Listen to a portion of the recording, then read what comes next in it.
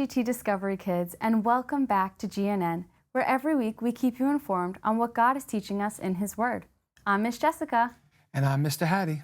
And today we're continuing our discussion of the family of Abraham and the promise that God gave to him. That's right. The blessing and promise that God gave to Abraham passed down to his son Isaac. The blessing that Isaac had would then pass down to his son, but he had twins. That's right.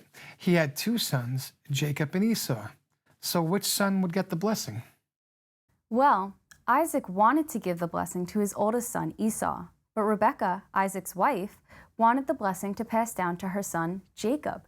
Rebekah convinced Jacob to lie to his father and steal the blessing that his brother was going to be given. Jacob did so, but Esau was furious and wanted to harm his brother. Jacob had to run away to live with his uncle Laban in a faraway land.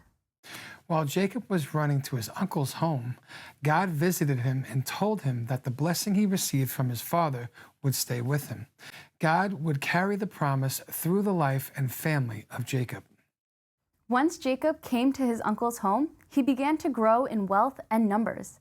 He had 4 wives, 12 sons, a daughter, servants, and many herds of animals. He knew that it was time to return to the land of his birth, and he took his family back to Canaan. On the way back to Canaan, God visited Jacob again and promised to be with him and fulfill the promise he gave to his grandfather Abraham. The world would be blessed through the family of Jacob. God also changed his name to Israel, just like he changed Abraham's name. Israel and his family would continue to live in Canaan until God's plan further unfolded. We're going to learn more about this story now in the Verse of the Week with Mr. Hattie. Thanks, Miss Jessica. This week's verse is found in Genesis 28, verses 13-14. It says, I am the Lord, the God of Abraham, your father, and the God of Isaac. The land on which you lie I will give to you and to your offspring. Your offspring shall be like the dust of the earth, and you shall spread abroad to the west, the east, the north, and to the south. And in you and your offspring shall all the families of the earth be blessed. God knew that Jacob would receive the blessing, but Jacob took things into his own hands and tried to do things on his own. He had to learn many hard lessons and sacrifice many things in order to get where he was going. His desire to succeed was good, but it was not his work ethic that saved him. It was the goodness of God. Take some time as a family to discuss the goodness of God and how we can trust Him and His timing. Let us all walk in God's perfect plan and put our perfect trust in Him. Well, that's all for the verse of the week, and now on to our animal segment of the week with Miss Jessica. Thanks, Mr. Hattie. This week's animal is bigger than a fox, but smaller than a wolf. Do you know what it is? If you said the coyote, then you're correct. Coyotes live all over North America and live in packs that cover all the different habitats we have. Coyotes are known for doing whatever it takes to get a meal.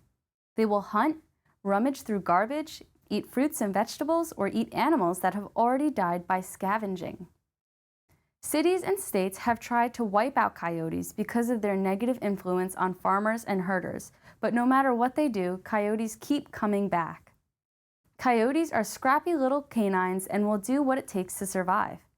Jacob lived his life like a coyote, doing whatever was needed to get ahead, but it wasn't until God changed his name to Israel that he was able to rest fully in the promises of God. Take time today with your family and pray that you find time to rest in the promises and goodness of God. That's all for the Animal of the Week, and now back to our newsroom. Okay, well, that wraps up things for us here on the Gospel News Network. Thank you for joining us, and we look forward to seeing you again right here next week. God bless you, and remember, be blessed. And be a blessing.